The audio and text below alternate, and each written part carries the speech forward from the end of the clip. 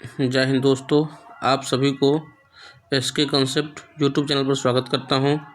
आज हम लोग कक्षा 10 के इतिहास का पहला चैप्टर है यूरोप में राष्ट्रवाद। इसका प्रश्न उत्तर हम लोग देखने जा रहे हैं। पहला इसका क्वेश्चन है कि राष्ट्रवाद क्या होता है। कहने का मतलब राष्ट्रवाद क्या है।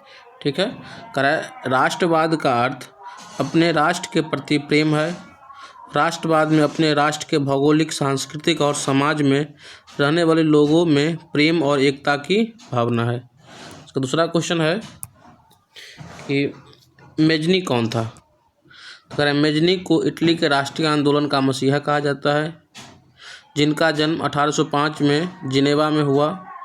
उन्होंने पढ़ाई पूरी करने के बाद एक क्रांतिकारी संगठन कार्बोनरीज का सदस्य बन गया। बाद में उसने यंग इटली संगठन की स्थापना की। अगला क्वेश्चन है, कह रहा है जर्मनी के एकीकरण की बाधाएं क्या थी। जर्मनी लगभग 300 छोटे बड़े राज्यों में बटा हुआ था। इन सभी राज्यों की प्रमुखों की सोच, धार्मिक तथा जातीय पृष्ठभूमि अलग अलग थी, जो जर्मनी के एकीकरण की बाधाएं थी। अगला क्वेश्चन है मेटरनिक युग क्या है। तो कह रहा है मेटरनिक सबसे महत्वपूर्ण और सबसे प्रभावशाली राजनयिक था। उसने यूरोपीय राजनीतिक में 1815 से 1848 तक महत्वपूर्ण भूमिका निभाई। इस कारण यूरोपीय इतिहास में उपयुक्त काल को मेटरनिक युग के नाम से जाना जाता है। अगला है 1848 के फ्रांसीसी क्रांति के कारण क्या थे। तो फ्रांस का शासक लुई फिलिप उदारवादी था। उसने 1840 में गीजो को प्रधानमंत्री नियुक्त किया। गीजो कट्टर प्रतिक्रियावादी था। उसने राज्य में किसी भी सुधार को लागू करने के पक्ष में नहीं था, जिस कारण कोई सुधारात्मक कार्यक्रम नहीं चलाए, जिससे देश में भूखमरी और बेरोजगारी की स्थिति बढ़ती गई। इन कारणों से फ्रांस की जनता ने 1848 में फ्रांसीसी क्रांति को जन्म दिया। अगला क्वेश्चन है इटली जर्मनी के एकीकरण में ऑस्ट्रिया की क्या भूमिका थी। इसका उत्तर हो जाएगा इटली का एकीकरण में ऑस्ट्रिया की भूमिका। ऑस्ट्रिया और पीडमोंट में सीमा विवाद को लेकर ऑस्ट्रिया और इटली में युद्ध शुरू हो गया। युद्ध में ऑस्ट्रिया की हार होने से उसका एक बड़ा राज्य लोम्बार्डी पर पीडमोंट का अधिकार हो गया और इटली का एकीकरण पूर्ण हो गया।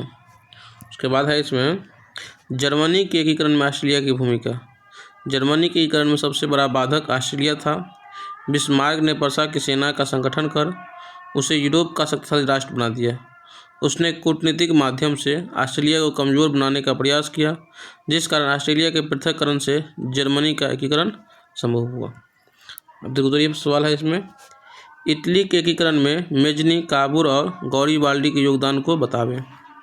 कह रहा है इटली के एकीकरण में मेजनी का योगदान। मेजनी एक सफल साहित्यकार के साथ साथ एक योग्य सेनापति था। उसे राजनीति की अच्छी समझ नहीं थी। अनेक असफलताओं के बाद, यहाँ असफलताएं होना चाहिए यहाँ पर, अनेक असफलताओं के बाद उसने हार नहीं मानी। 1848 में यूरोपीय क्रांति के दौर में मेजनी को ऑस्ट्रिया छोड़ना पड़ा। बाद में वो इटली के राजनीतिक में सक्रिय हो गया। इसका अगला पॉइंट है काउंट काबूर का योगदान। सार्डिनिया पीडमोंट का शासक विक्टर एमेनुएल था, जो इटली के एकीकरण चाहता था। इस काम को करने के लिए उसने काउंट काबूर को अपना प्रधानमंत्री चुना। काबूर का मानना था कि इटली के एकीकरण में ऑस्ट्रिया सबसे बड़ा बाधक था। उसने ऑस्ट्रिया को हटाने के लिए फ्रांस से मित्रता कर ली। अब है गौरीबाल्डी का योगदान। गौरीबाल्डी एक महान क्रांतिकारी था। वह सशस्त्र क्रांति द्वारा दक्षिण इटली के राज्य के एकीकरण के प्रयास में था। पहले तो वह मेजनी का समर्थक था, परंतु बाद में काउंट काबूर के प्रभाव में आकर संवैधानिक राजतंत्र का समर्थक बन गया। उसने अपने लोगों से एक सेना बनाकर इटली के बाद जैसे सिसिली तथा नेपल्स पर अधिकार जमा लिया। अगला क्वेश्चन है जर्मनी के एकीकरण में बिस्मार्क की भूमिका का वर्णन करें। बिस्मार्क ने जर्मनी के एकीकरण के लिए नई नीति अपनाई थी, जिस कारण उन्हें man of blood and iron भी कहा जाता है। बिस्मार्क जनतंत्र का विरोधी और निरंकुश शासन का समर्थक था। जनतंत्र का विरोधी और निरंकुश शासन का समर्थक था। उसका विश्वास था कि जर्मनी के भाग्य का निर्माण राजा ही कर सकता है। भाग्य मतलब भाग्य जिसको हम कहते हैं, उसका निर्माण राजा ही कर सकता है। बिस्मार्क का उद्देश्य प्रशा को शक्तिशाली राष्ट्र बनाना, उसके नेतृत्व में जर्मनी का एकीकरण करना था, और उसका दूसरा उद्देश्य ऑस्ट्रिया को जर्मन परिसंघ से बाहर निकालना था, क्योंकि एकीकरण के मार्ग में सबसे बड़ा बाधक ऑस्ट्रिया था, और साथ ही वह जर्मनी को यूरोप में प्रमुख शक्ति बनाना चाहता था। उसने यूरोप का शक्तिशाली राष्ट्र बना दिया। 10 में 1831 को फ्रैंकफर्ट में संधि हुई। इससे संपूर्ण जर्मनी क्षेत्र एक साथ मिल गए और जर्मनी का एकीकरण हो गया। अगला क्वेश्चन है, राष्ट्रवाद के उदय के कारणों एवं प्रभावों की चर्चा कीजिए। सर्वप्रथम राष्ट्रवाद का उदय फ्रांस की क्रांति का फलस्वरूप हुआ। इस क्रांति से पूरे यूरोप अनेक छोटे बड़े राष्ट्रों में बंट गया। बाल्कन जैसे छोटे क्षेत्र में भी राष्ट्रवाद की भावना जन्म लेने लगी। जर्मनी, इटली, फ्रांस, इंग्लैंड में राष्ट्रवाद इतनी कट्टरता से उभरा कि ये एक दूसरे से द्वेष करने लगे। जो राष्ट्रवाद का एक नकारात्मक पक्ष था, औद्योगिक क्रांति की सफलता ने कट्टर राष्ट्रवादिता को हवा देने का काम किया। इसके अनेक युद्ध हुए। जो जितना शक्तिशाली था, वह उतना ही बड़े उपनिवेशवादियों ने जहां अपनी जड़ बनाई, वहां उन्होंने खुलकर शोषण किया। अगला है, जुलाई 1830 की क्रांति का विवरण दे। 1828 में लुई 18वां की मृत्यु के बाद उसका भाई चार्ल्स 10 गद्दी पर बैठा। वह राजा के दैवीय अधिकार के सिद्धांत में विश्वास करता था। वह पुरातन व्यवस्था को पुनः फिर से स्थापित करना चाहता था। जनता इनसे घृणा करते थे, जबकि कुलीन लोग उसका आदर करते थे। चार्ल्स 10 का घोर प्रतिक्रियावादी चरित्र और सामंत, कुलीनों तथा पादरियों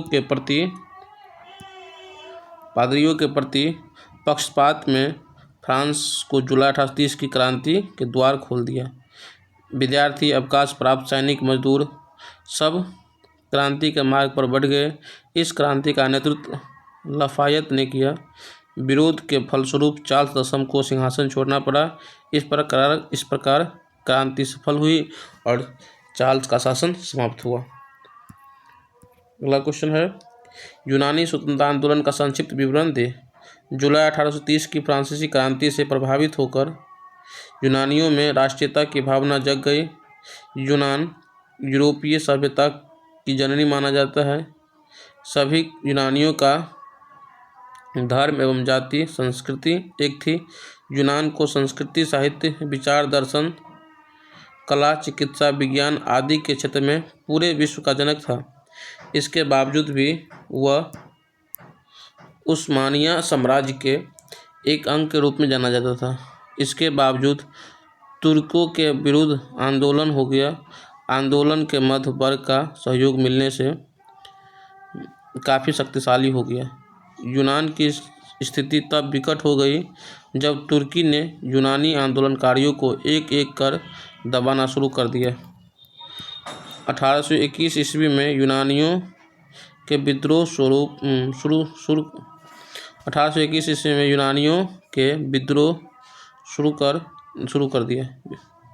यूनानियों ने विद्रोह शुरू कर दिया। रूस यूनानियों के पक्ष में था, लेकिन ऑस्ट्रिया के दबाव के कारण वो खुलकर सामने नहीं आया। यूनान और तुर्की में युद्ध छिड़ गया। अनेक देश यूनानियों के पक्ष में आए, जिस कारण यूनानी की जीत हुई। अगला क्वेश्चन है, यूरोप में राष्ट्रवाद को फैलाने में नेपोलियन बोनापार्ट किस प्रकार सहायक सिद्ध हुआ। नेपोलियन बोनापार्ट न केवल जर्मनी और इटली में बल्कि संपूर्ण यूरोप के देशों में राष्ट्रीयता को लेकर उथल पुथल आरंभ कर दिया। राष्ट्रीयता के भावना के साथ ही लोकतांत्रिक विचारों का भी उदय हुआ।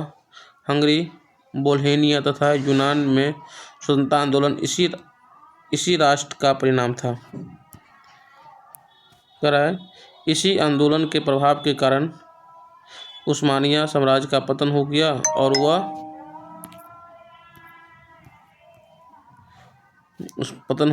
और वह तुर्क तक सिमट कर रह गया। गौरीबाल्डी के कार्यों की चर्चा करें। गौरीबाल्डी सशस्त्र क्रांति का समर्थक था।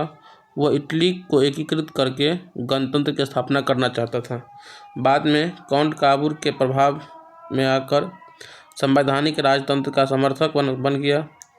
उसने अपने लोगों को मिलाकर एक सेना का संगठन किया, जिसके सहयोग से इटली के प्रांत सिसिली तथा नेपल्स पर अधिकार जमा लिया। उसने विक्टर इमैनुएल के प्रतिनिधि के रूप में वहां की सत्ता संभाली। उसने बहुत कुछ किया, परंतु कहीं का शासक बनने से इनकार कर दिया। अगला क्वेश्चन है, विलियम प्रथम के बगैर जर्मनिक एकीकरण बिस्मार्क के लिए असंभव था, कैसे?